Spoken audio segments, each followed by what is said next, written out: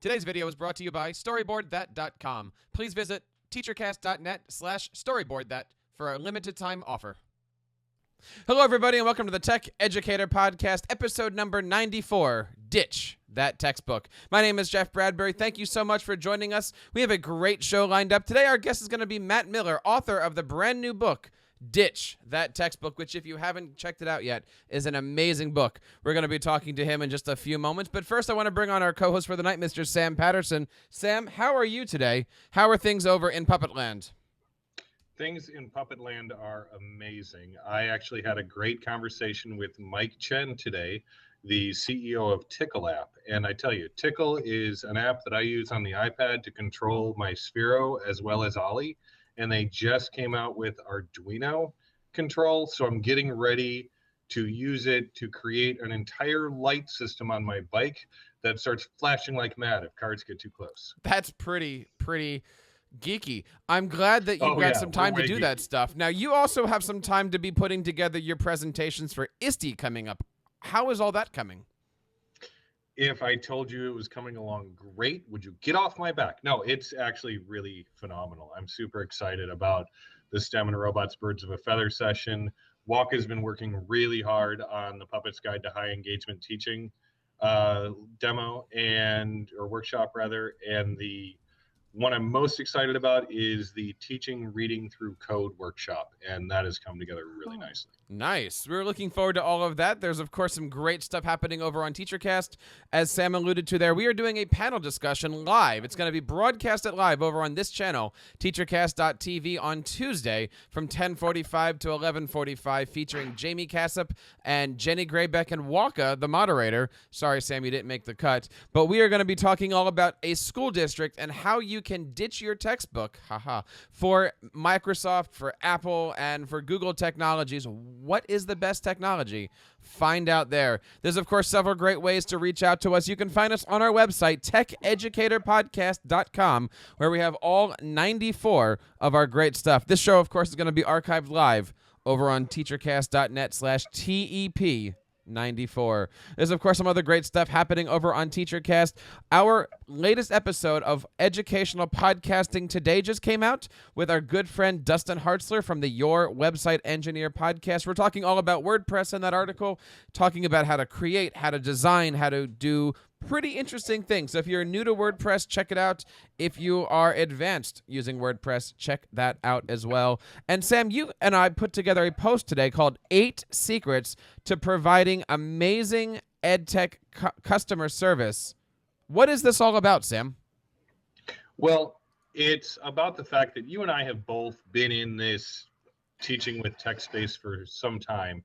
And in just the work we do every day, it becomes clear that there are companies that win teachers over every day, and there are companies that just lose teachers every day. And especially when you're thinking about startups and edupreneurs and that kind of thing, really helping people understand the importance of customer service and how customer service for teachers has to be incredibly responsive is really important. So, we sat down and we talked about our experiences over time and what had really stood out to us, and we kind of put those together into a post. But it's really just the beginning of some pretty deep work that I'm going to make you do a lot of, Jeff, that talks to companies and really quantifies these experiences to make it easier for younger companies to see trends of what successful companies do to get teachers on board and to keep them happy and sharing their product. So if you are listening to this and you are an EdTech company, certainly check out that post. We might even send it to you for some feedback. And I know eventually we're going to be coming out with a similar survey for teachers of what they want. There's, of course, one more thing I want to share with you guys. Our partnership with Microsoft is amazing. If you are at ISTE, we're going to be broadcasting live from the Microsoft Education booth on Tuesday from 1 to 5. I'm so looking forward to it. And Waka is actually going to be a part of that too. We're going to be talking to the Skype team. We're going to be talking to the Minecraft team. We're going to be talking to the OneNote team. And we're going to be having a special presentation of the brand new Windows 10 coming out. But I wanted to see, Sam, if Waka is available, because Waka is actually going to be doing a guest session with us where Waka is going to be doing a mystery Skype. And so the whole idea behind doing that is that we're going to send Waka away almost as if it was a one-way ticket, and we are going to then Skype with him. Waka, what do you think? You're going to get a chance to go out and work with the Microsoft team. Can you go back to the send Waka away? Yes, we're going to be we're going to be live on the Microsoft stage. It's going to be phenomenal. We're going to be broadcasting this live. So Craig Yen and everybody who's not at ISTE, we're going to be using the not at ISTE hashtag, is going to be there, and we're going to send you away. And, we're going to Skype with you, and you're going to tell us where you are and how far away you actually have gone. How far away will I be? Well, it depends. I mean, we're going to start off the show with you at the booth, and we're just going to point in a direction. And, like I said, we're going to be there for about 4 hours. So you might get pretty far away. Okay, that sounds like a lot of fun, Jeff. I'm really looking forward to it. Well, if you go find Clippy, let us know. There's, of course, other great things happening over on our website. I want to share one more thing here. All the way at the end, we have a 3-part video that we're starting. This is a brand new series on how to use Microsoft OneNote. You might recall we did about 10 live shows on the TechEducator Podcast and TeacherCast network with the Microsoft EDU team, and we are starting to build online courses for all of these great Microsoft educational products. And so the first 3 have come out, all about Microsoft OneNote. If you haven't checked out OneNote, it is pretty amazing. Sam, what did you think about all that great stuff we were doing with Microsoft? We had the OneNote team, we had Sway on, pretty amazing stuff coming out of that Microsoft camp. Definitely amazing. And it's really important that, and I mean, I think it's important for Microsoft that they've been able to kind of pivot towards what education needs at this point, and they're really emerging as, and they're working hard at it, but they're really emerging as a company that's much more, education cognizant than they have in the past, whereas they've been focused on being essentially a business company that, was available to education. Sam, I'm going to ask you just to drop your camera just a little bit as we go here. One of the things that has been going around Twitter is this new hashtag called Ditch That Textbook. And we are so fortunate today to have the author of Ditch That Textbook on. I want to bring on Mr. Matt Miller. Matt, from the great state of South by Southeast, West. Matt, where are you from again? I don't know. I'm someplace, I'm in West Central Indiana. Thank you very much. Oh, he's a Hoosier. Where the corn is getting to be about yay tall. So it's not probably quite going to make not quite as high as an elephant's eye yet. No, but it probably will be knee high by the 4th of July. What if you don't have knees? What if you're just a orange piece of fur with no arms and no knees? How high could you say that it was to not offend every puppet? I could probably say Waka high by the 4th of July, and that would probably work. I would love to see Waka high by the 4th of July.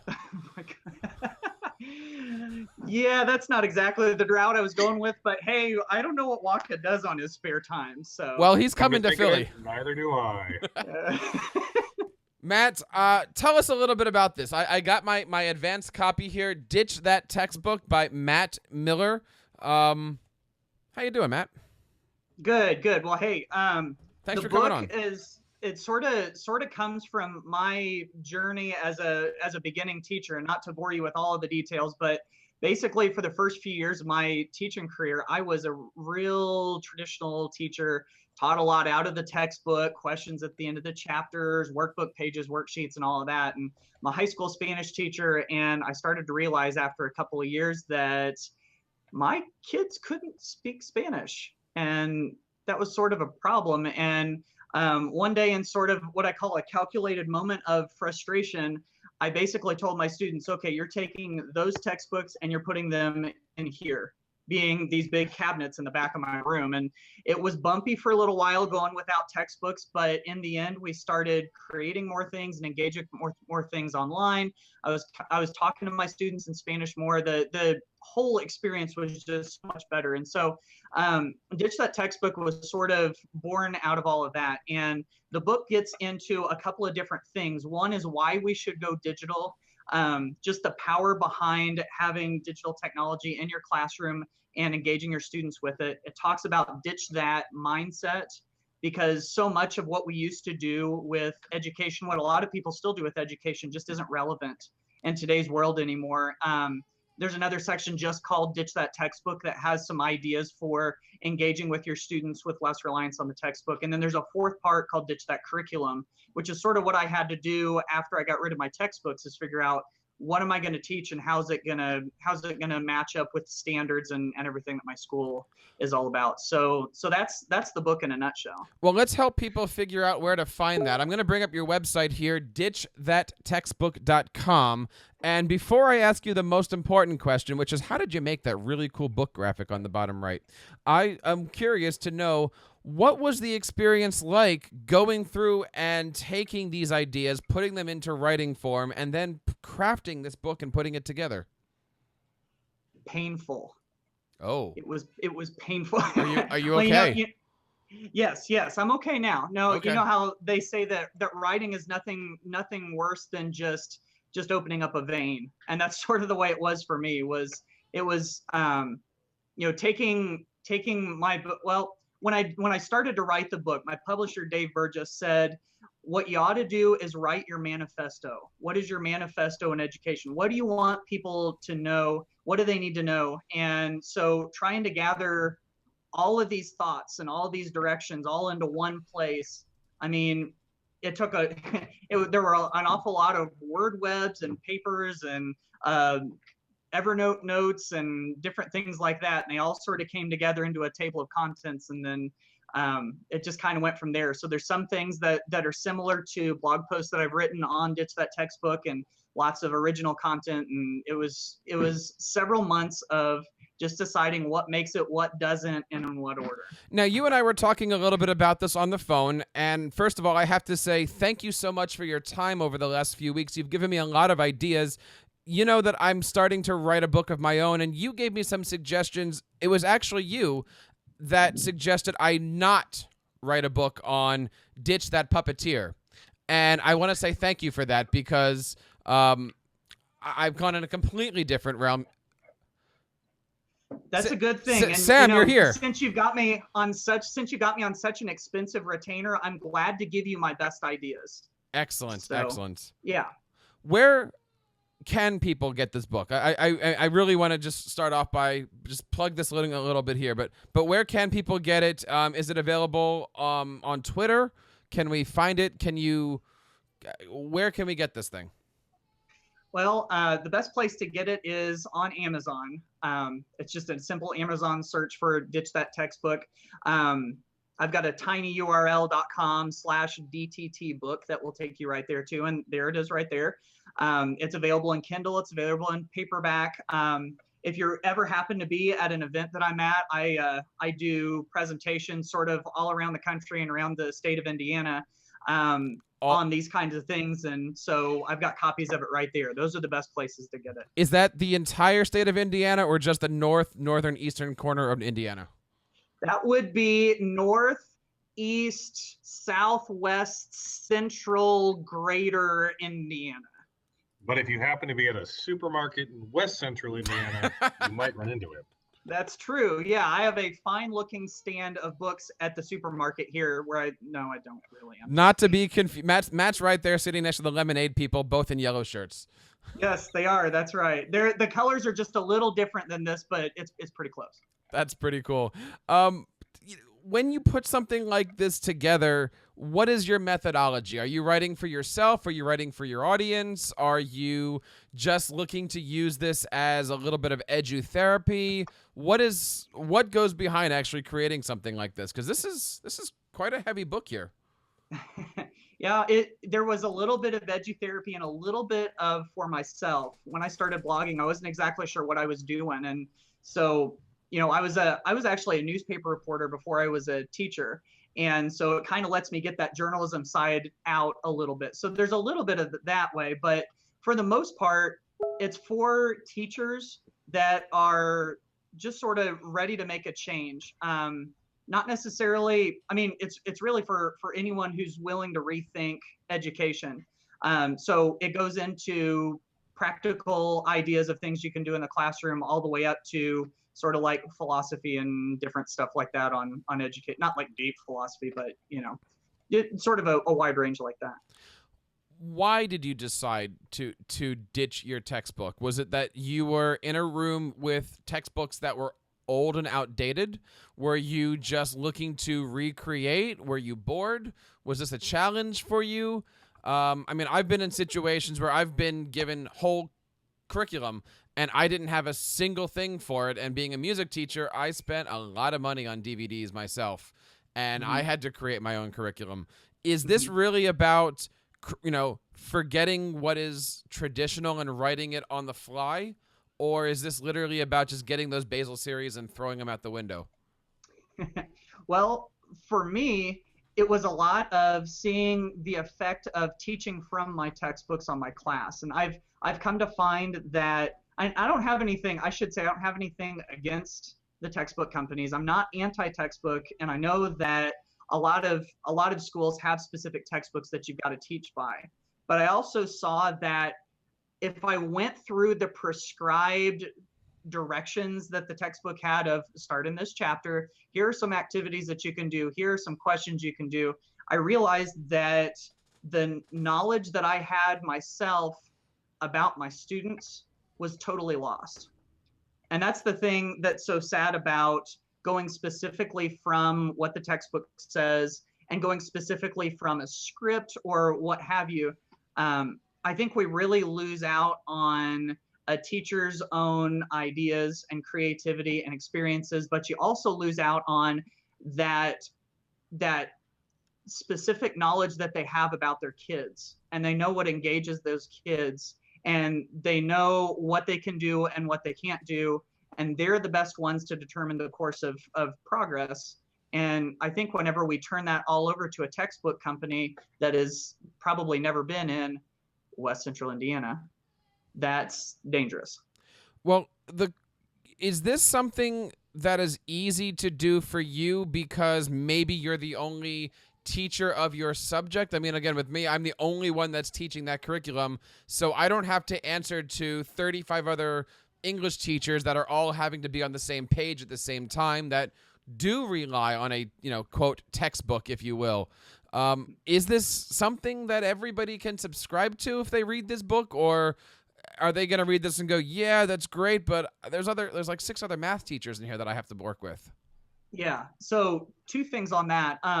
One, I sort of wrote the book to get you out of, and really for myself also to get us out of some of those textbook mindsets that we've been following for so long, and some of those so in that way it's looking at the term textbook and thinking this is the way that people have always done it, this is the ordinary, and so sort of trying to toss that out and rethink things. So on that side, that's sort of where the perspective of the book. Now, as far as teaching without your textbooks, which I've obviously done, really I was in a very fortunate situation. I'm basically in the entire world languages department in my district, which makes department meetings ridiculously easy, by the way, I should say. Are they in multiple languages, or you just talk to yourself in English to French, or how does that work? Wait, watch this, okay? Ooh. There, I just had a department meeting. It was that easy. Sam does the same thing with Waka, Is that so? Yes.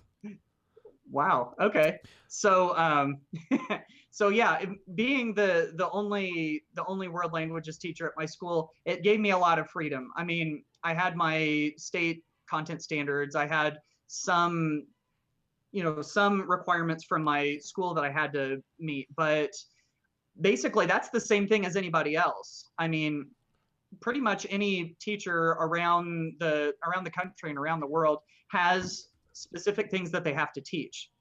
And so my thought is, unless there's something specifically saying, hey, you've got to say it this way, you need to read it off this paper this way, you've got some flexibility. As long as you're getting to all of that, then why just hand out a worksheet and have students write that when you can engage them in experience? an actual experience in class that they might not forget. We have a Right. couple. So what you're really talking about is empowering educators to take responsibility for their curriculum and fully engage their students. Yes, absolutely. And engagement is such a huge part in that, I think. So yeah, that's exactly where I'm going. I'd like to bring on David Saunders onto the show. David, welcome to the show. Thanks for joining us tonight. Thank you. Sorry I'm late. That's okay. I'm glad that you're here because you're evening out the score. We have 2 people with hair. And by the way, Matt, I'd like to tell you that I know I sent you the email that says you have to dress like Sam Patterson, but I wasn't too serious about that. I try. I mean, kind of uncanny. I try to do as much as I can to mimic Sam. I mean, really, he is the bald guy that I look up to, and my glasses are almost like his, and I just cannot grow a fine goatee like Sam because it's really a mess. Well, that's because Sam is from northwestern California, but really he's from south central eastern California. So, Do I have that right? No, No, not at all. none of that. Matt, I'm sure you've been asked this before, but it's called Ditch That Textbook, but it really is like a textbook. Tell us a little bit about that, that quandary here. Yeah. So I even touch on that a little bit in the introduction. I didn't read it because I actually put it down as soon as I saw the topic. Oh, well, yeah, I understand that. But Sorry. So when the book launched and we started using the Ditch Book hashtag to talk about it, that was a very popular discussion. That why am I going to buy a book to ditch a textbook? Why do I need to do that? And that's first of all, I even say this in the book. The irony is not lost on me that the Ditch That Textbook guy is writing a book. And the idea behind it is that a lot of teachers, that's still one of our best ways to learn. We're really quick to go and buy a copy of a book and sit down and go with that just because that's the way that we've done it. So still thought it was sort of relevant, at least for my audience. So We're sitting here talking to Matt Miller live on the TechEducator Podcast. We're here live on Sunday, June 7th at 7 o'clock and talking about ditching textbooks and just building things on your own. David, you're into media, and you're in an entire room right now that has books. What do you feel like when you hear teachers ditching their textbooks in place of other types of learning experiences? Yeah, I mean, despite the fact that I'm a librarian and I love books, Ditch That Textbook speaks very profoundly to me as an educator. And you may not know this, Jeff, but I also am a homeschooling parent. I have 2 children at home who we homeschool. And I think within that community, there's a lot of conversation about, well, outside of the realm of a traditional schooling system, what do we do around curriculum? How much of it should we be dictating? How should we be purchasing scope and sequence curriculum for math? Do we do something a little bit more organic? Do we go open source? Like, what is it that fits our family and our students' needs in both of those contexts? So I think it's a wonderful thing. Actually, I'm really excited to hear about this entire program. Matt, what kind of feedback are you getting from the book already? I've gotten a lot of positive feedback. Just aside from people saying that they've enjoyed it, and one thing that's kind of surprised me is that people say it's a quick read. Which, Jeff, you were just talking about. It's not a little book by any stretch of the imagination, but I tried to keep the chapters short. They're all pretty close to 1,000 words each, so that you get done with the chapter, you're ready to go to another one, you get some momentum, that kind of thing. So as far as the feedback goes, I think people are hopefully sort of opening their minds to the idea of maybe setting that textbook aside for a day or a week or a unit or something like that. The thing I do like about this is that it isn't just the textbook. There are QR codes in here to places online that have additional and supplemental information here. There's a lot of neat pictures that are in here. it really is something that if you want to read it chapter to chapter, you certainly can. But even if you're just looking for a specific chapter or a specific topic, you certainly can. Matt, is it true that you're able to stick around till about midnight tonight and do the audiobook here live, and we could just record the whole thing for you? Oh, we're going to, yeah, absolutely. You know, I was trying to figure out how I was going to do that. Now it's all taken care of. So that's awesome. Oh, I'm sorry. The chat room has spoken. They'd actually rather have Waka do the audiobook. Is that possible, Sam? Ooh. Sam, you're muted. Sam is on mute.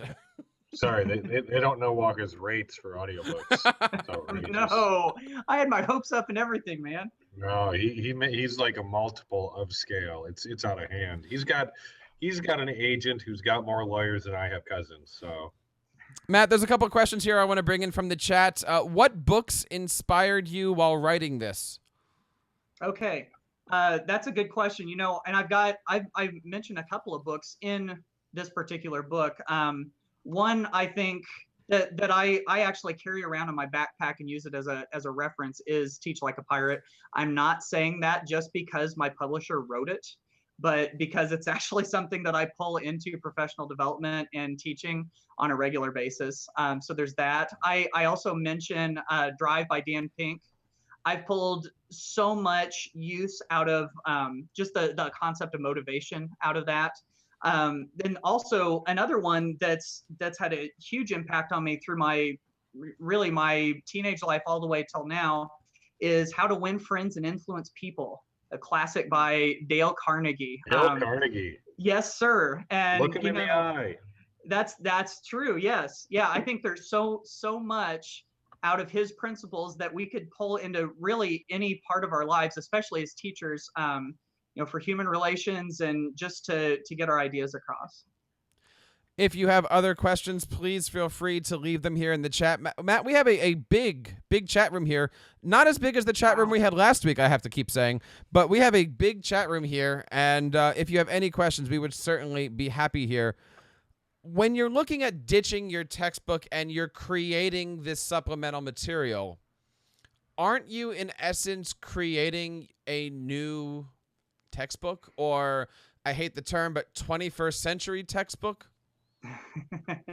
Yes, actually you are. And I'm gonna let you and your viewers in on my deepest, darkest secret. You like puppets? Are you ready for this? Oh, go ahead. No, that's a secret, but no, actually that's not even a secret. Wait. You're really from southwestern Illinois. Did you just say I was from Illinois? You did. You realize what you just did? I'm gonna edit You just this. pissed off everybody who isn't in our two states, Jeff. That's what you did. Yeah, exactly. She didn't say I was from What? Kentucky. What No, a just kidding. flyover Everybody mentality. from Kentucky. No, so my deep, darkest secret that I'm going to reveal to you right now is that I used textbooks to create my curriculum to make my digital textbooks. Now are you really talking about, I mean, is this paperless that you're talking about here? Or, you know, when you're ditching a textbook, you can still make copies and give things out in a 3-ring notebook? Or are you looking at completely ditching the paper and only using digital materials, videos, PDFs, audio files, puppet shows, things like that? You know, I think it sort of depends on your situation. You know, when I first started teaching less from my textbooks, I was one-to-one. I didn't have devices in my classroom. And so I started out by creating these study guides of the content that my students needed to know for a week. And I'd pass those out on just a sheet of paper. And whenever we could get in and get to laptops or get into a computer lab, then we would get in on some of that. You know, these days, my kind of ever-changing, ever-morphing digital textbook is a website that I created on Weebly. So basically, I've got a page for every one of my classes, and we add these new study guides, this new content in. And what's nice about that is those are created in Google Docs. So I'm able to go in and modify those and kind of customize them for my students. I know whenever we have a vocabulary list, it's always fun to add extra words to it. I'll tell my students, okay, this is just optional vocabulary. You don't have to know this for the test, but what are some words that I left off of this list that you would want to know? And what's funny is you start letting them add these things that aren't going to be on the test, and they end up knowing those words a whole lot better than the ones that they're supposed to know for the test. And just that customization is really nice. And so I can throw that in. I can add links to different websites. I can put a Quizlet flashcard list embedded right on the site, pull in, explain everything in YouTube videos, and I mean, just all of that stuff. You know, I tried to ditch my textbook, and when I did that, I got my kids onto KidBlog. And I figured, okay, I'm going to create a website for myself with all of the background basic information, but the students are going to be individually creating their own blogs. Do you subscribe to a philosophy such as that, where students should have their own publishing, or are you still looking for students to work pencil paper, Google Docs, private one-to-one type of projects? And I think we're sort of talking about student control here, and then being able to kind of explore things as they see necessary, right? Yes. Okay, so that's something that I've tried to pull into my class more and more over the last few years. And honestly, sort of being the type A teacher that I am, I like to keep my control over things, which I've really been trying to break myself of. But the more that I can give my students choice, I'm finding it's really opening them up to be able to do things that they wouldn't do if I wasn't doing that otherwise. Whether that is if we're doing a project and I say, okay, here is the goal of the project. Here are some of the things that I'm looking for. Now go create. And that gives them the opportunity to do some really neat things that I would never see otherwise if I said, here's your assignment. I need this, this, and this on it. It needs to be this many pages, this many words, and you need to turn it in by now. Then you lose out on a lot of that. And one thing that I've found with turning that control over to my students is that it's hard when they haven't had that control before and they don't really know what to do. So it's almost like a culture and an atmosphere of your class that you have to really build over time. As the first couple times I did this, I'm going, okay, you can really go do anything here. We've done lots of different projects here in class. You can take this whatever direction you want. And then they would just kind of sit and they didn't know what to do. And for some of them, it was paralysis by analysis. They were stuck because they had too many options and they didn't know what to do and they didn't jump and go. And so, giving my students that control is something that I'm really trying to do more of, but it's kind of like a great big boulder that you're trying to move. And you got to really push on that boulder just to get it to budge at first. But once it starts to get momentum, then it starts to take off. Matt, I want to budge just a little bit here. I'm looking through, and I happen to be on the chapter that talks about creating that content.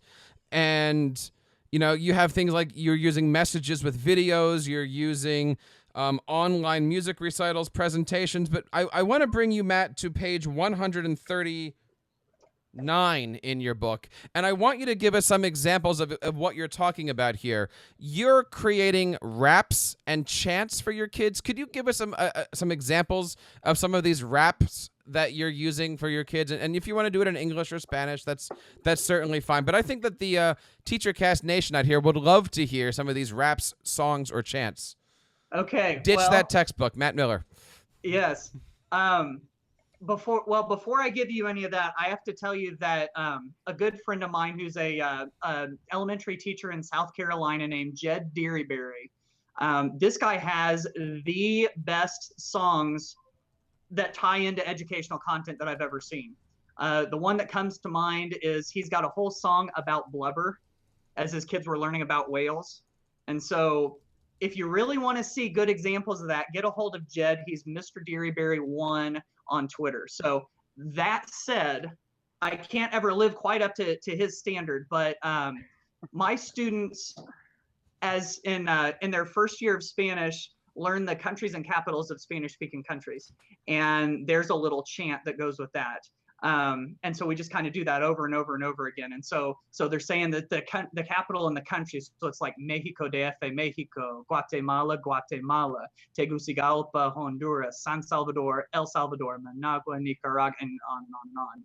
And so what's funny about that is I will have students come up to me their senior year right before they graduate, and they say, Mr. Miller, I still know the countries and capitals of the Spanish-speaking countries because of that, which blows me away. And what's really funny is whenever we do one of those and it's time to take a quiz or a test, then you see the kids going, singing the little songs to themselves as they're taking the test so that they can remember the content. And so, Matt, when you say singing the little songs to themselves, I can't really picture or really visualize in my mind what that must be like, what that must sound like.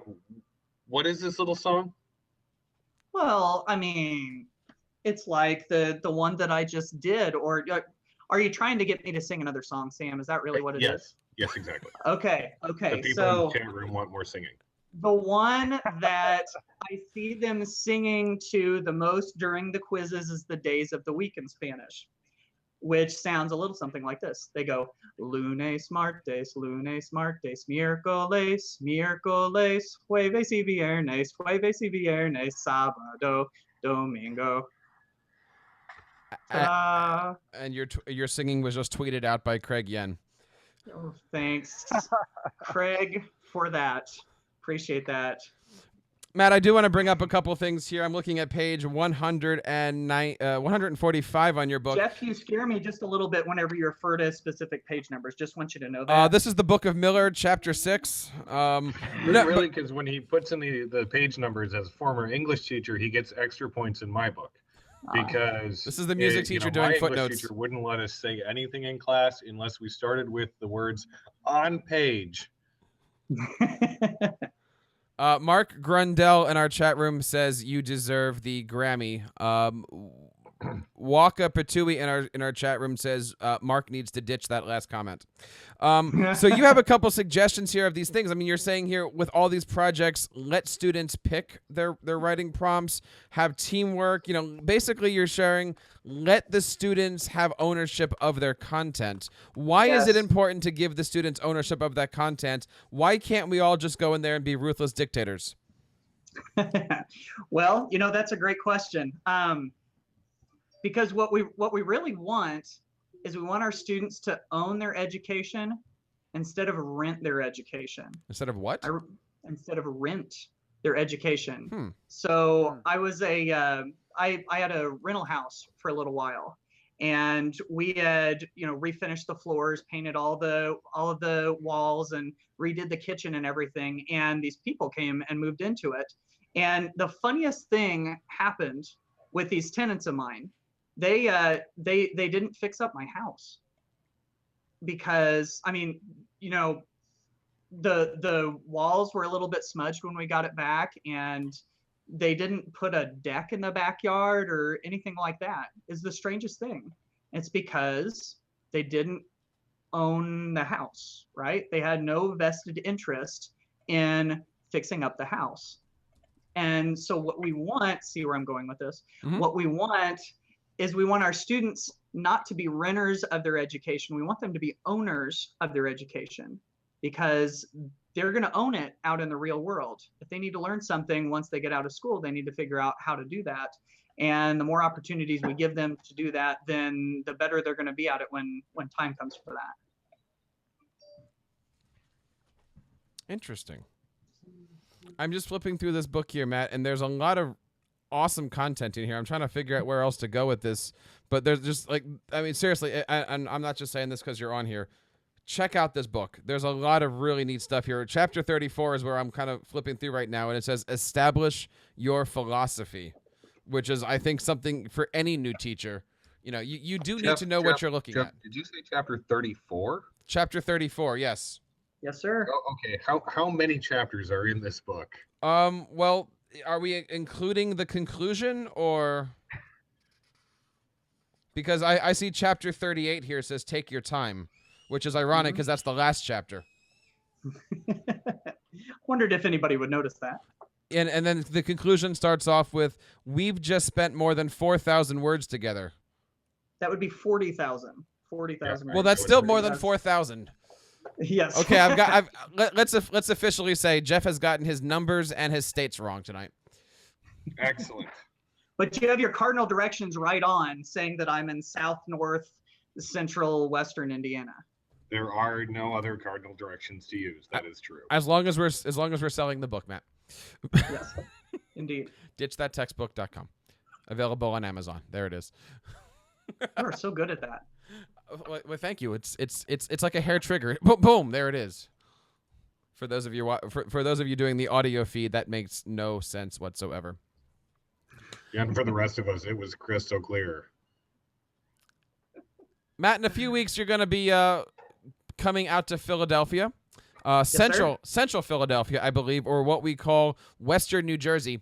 And you're going to be participating in the ISTE conference. More importantly, for those of you who are looking for an autograph from Matt Miller, you're actually going to be on the TeacherCast live podcast.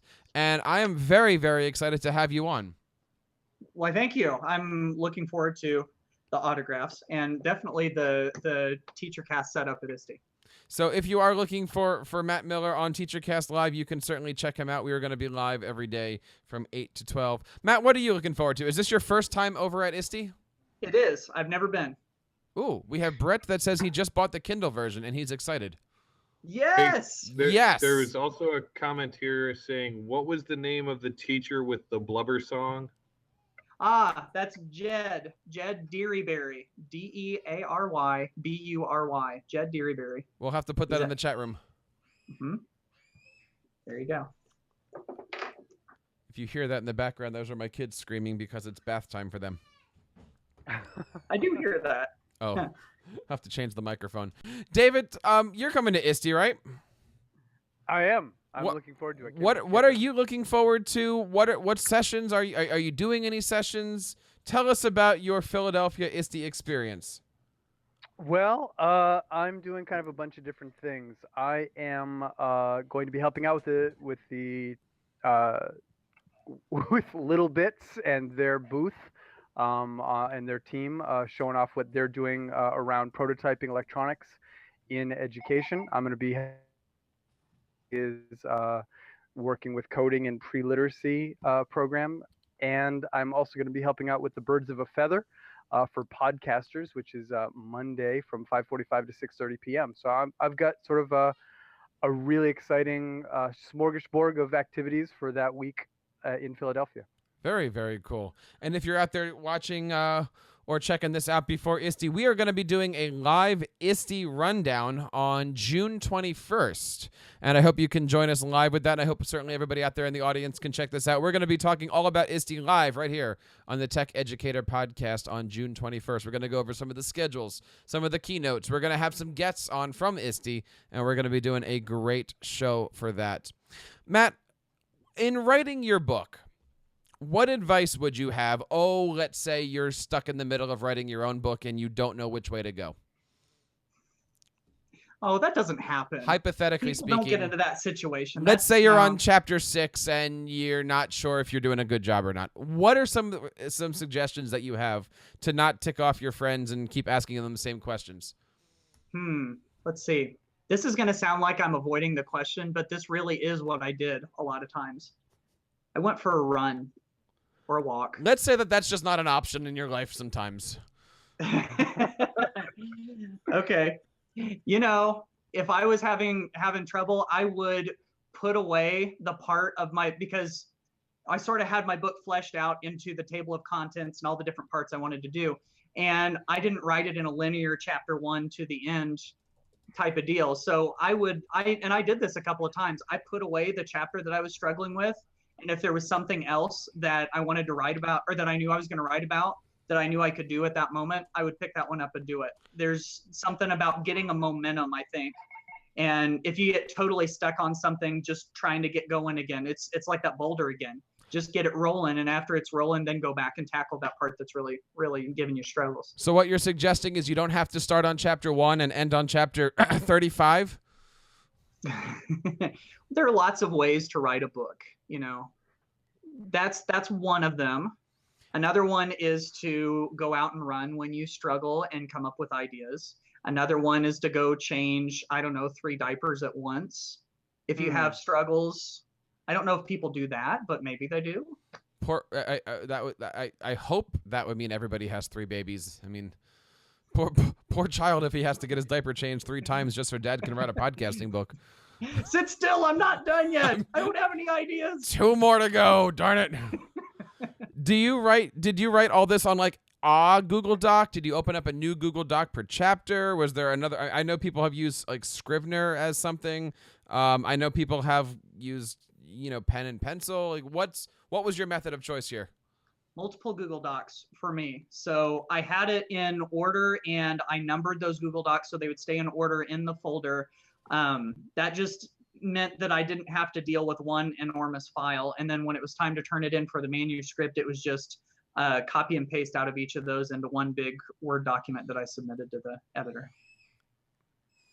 And what was your suggestion on getting feedback in the middle? Let's just say that you're at the point where you're looking for feedback and you have friends that no longer want to hear emails from you and probably have blocked you and undm'd you and stuff like that. What is the advice? I've had people say, don't worry about editing until you're finished. I've had people say, leave me alone. No, that wasn't what I heard. I heard people say, do a chapter, perfect the chapter. What was your method on this?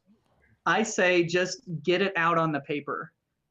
Make a big mess on the paper if you have to. That's exactly what I told my babies. Is that right? Yeah, that's the best.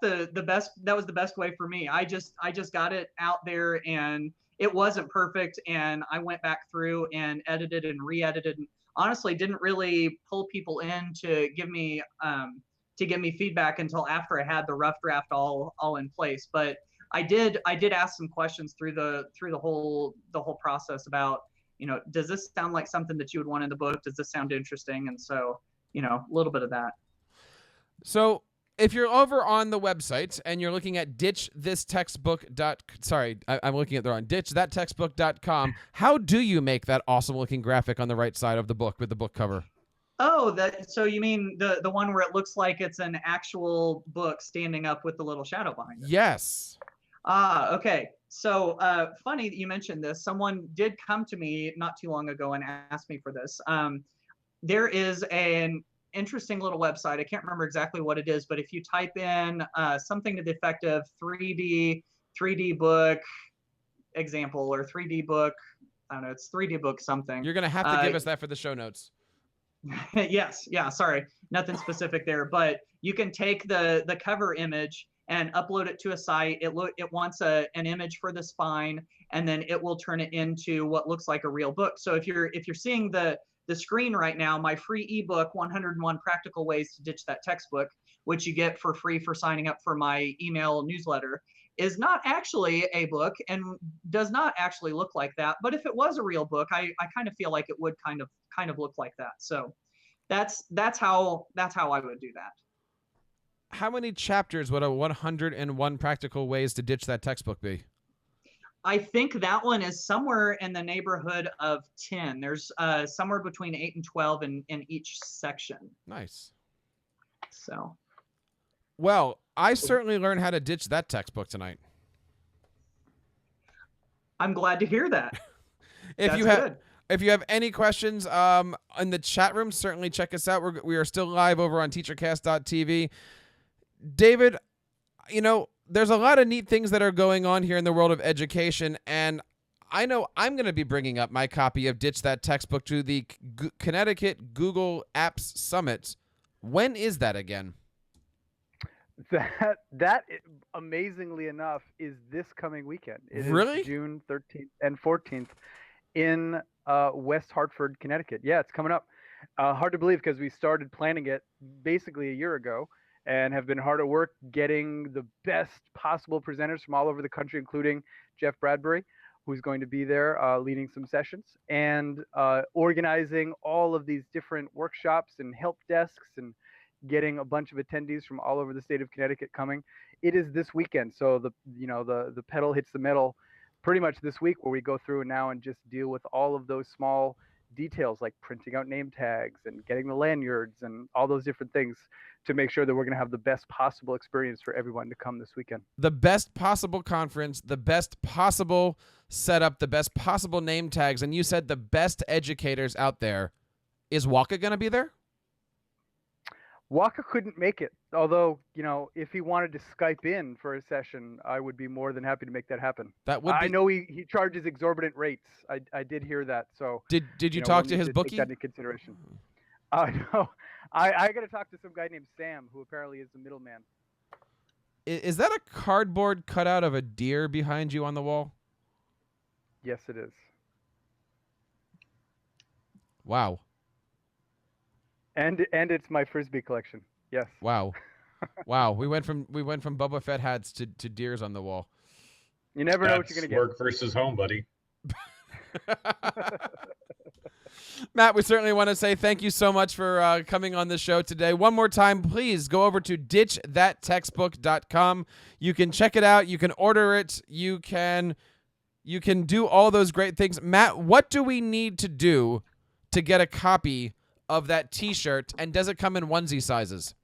Onesies. I think maybe I got a adult small that you might be able to kind of like swaddle around the edgy triplets. 3. We need 3. Yeah. I have 3. That's yes. 1 per diaper while I'm stuck in the middle of chapters. Yes. No, these are available at ditchthattextbook.com. So hit me up over there and you can get one. Look for the nice guy running around ISTE with the big yellow shirt. There you go. Matt, where can we find you on Twitter? At J Matt Miller. That's the letter J, Matt M-A-T-T Miller. Excellent. Certainly check out Matt, follow him. And is there a Ditch That Textbook hashtag that we should be aware of as well? Yes, sir. I'm glad you brought that up. The hashtag we've been using is DitchBook. So check that out for some ideas from the book and what people are saying about it. And is there a chat involved, or is that just a place where you're throwing some ideas and some links and stuff? Or can we use that hashtag once we edit this video down to where it's just you singing? That would be awesome. I would love if you used the hashtag for that. And funny that you mentioned that. I'll promote the book. I have a blog post coming out on Monday it's not really in the blog post, but I'm going to start sort of a discussion, like a weekly discussion on the hashtag around a certain idea. And the first one actually is coming the day after this broadcast. So check it out for that. So this is a world premiere. Nobody knows about this until they've heard it here.